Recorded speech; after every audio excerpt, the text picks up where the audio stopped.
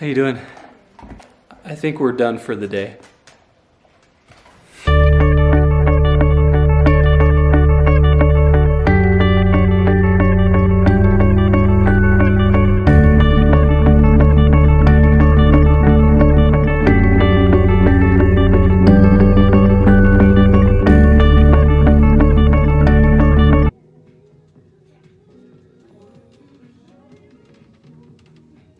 Doing birthday shopping for my mom. I'm not a big fan of this store. Try to get out here as soon as we can.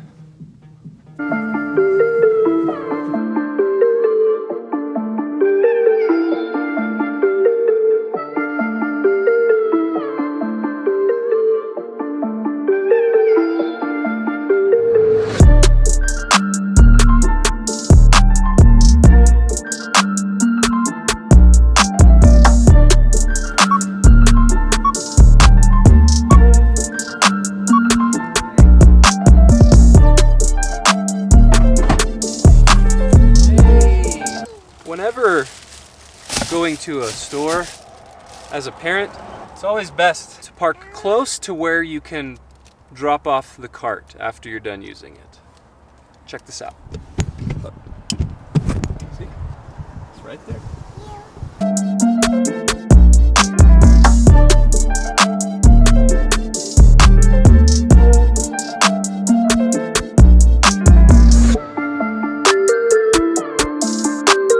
Justice, what do you think? What do you think they're building there? I don't know either. The boys are down for nap and quiet time, so I figured we'd talk about our passage. Welcome to day 273, and we are looking at Matthew chapter 12. We already looked at the first 11 verses a few days ago. So we're wrapping up the chapter by looking at, verse 21. The first 21 verses, so we're looking at Matthew 12, verse 22 through 50. Yes, okay, yes. I also have the Manchester United Arsenal game on the TV right now. It's on mute so you can't hear it, but sorry if I catch glances I read mute. Our passage opens up with Jesus casting out a demon and the Pharisees accusing Jesus of using the power of Beelzebub, essentially using a demon to cast out a demon. And Jesus very clearly tells them that how in the world is that possible? Is Satan against Satan? Is like demon against a demon? Like a house divided, it cannot stand. It will fall. It will fail. And we've read it once before, but we didn't really make note of it. But in this section, the context, we see that this is where Jesus says that the blaspheme of the Holy Spirit is the unforgivable sin. And what's important to note is that when it talks about the blaspheme of the Holy Spirit and it being an unforgivable sin, the reality of that sin is that it's a constant denial. It's a constant lack of acknowledging the power and even the existence of the Holy Spirit. But the moment that someone is changed and transformed and trusts in God and believes in the Holy Spirit will absolutely come upon them. It's just the constant outright denial of the Holy Spirit that is unforgivable. Then Jesus goes on and talks about that someone, he talks about a tree and how you know what type of a tree it is based on the fruit it bears. And it's the same with people, that whatever is inside of people will eventually come out and will eventually reveal what it is that they're about, even if they try to fake it.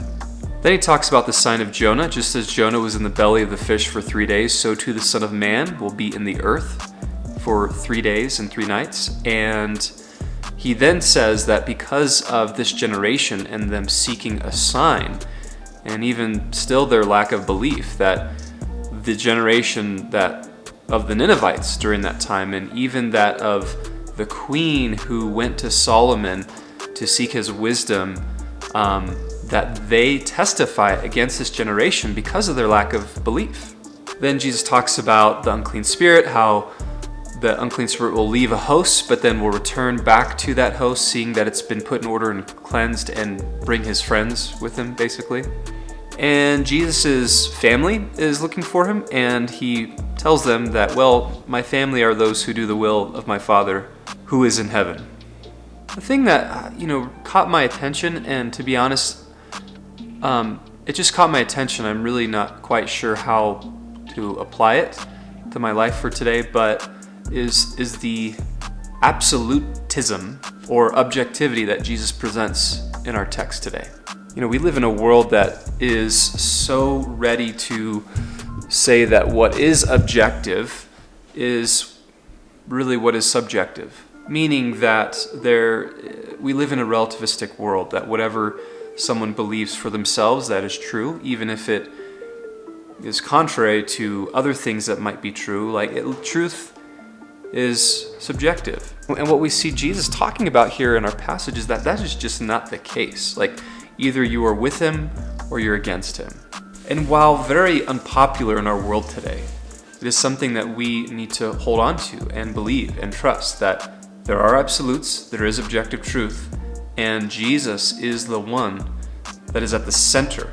He's at the epicenter of what that objective truth is. And my heart and my prayer for myself and for you is that we would be with him, that we would be near his heart, that we would seek to grow in relationship with him and see just how true he is and worth us devoting our entire life to him. So the game, it's a very good game, but to most people, because of the score line, it would be considered a boring game, but it's a very good game right now.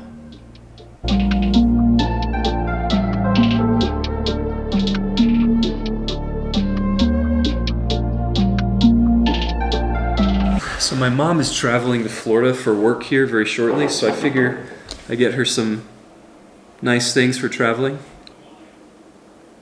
Well, I don't know if she's really going to take this, but candles are just wonderful. Some premium wool socks. This very nice birthday. Don't worry, she'll get these things before I upload this video. Casaluna. Silk eye mask. Luxurious soft design to block out light and distractions. So I kind of want this. Happy birthday, Mom. I love you. This is not a paid advertisement for any of these products, although if any one of these products and their companies are watching this video and you want to start paying me to endorse your stuff, I'd be more than happy to. Okay. We're here.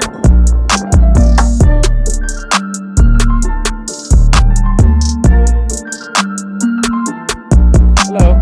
How's it going?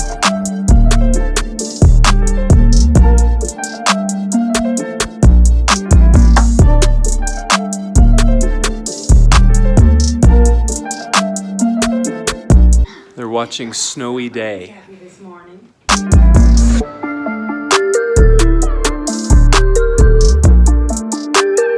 Whenever we drive here and we start getting into the neighborhood, the dog starts whimpering. She knows where we are and she loves it here.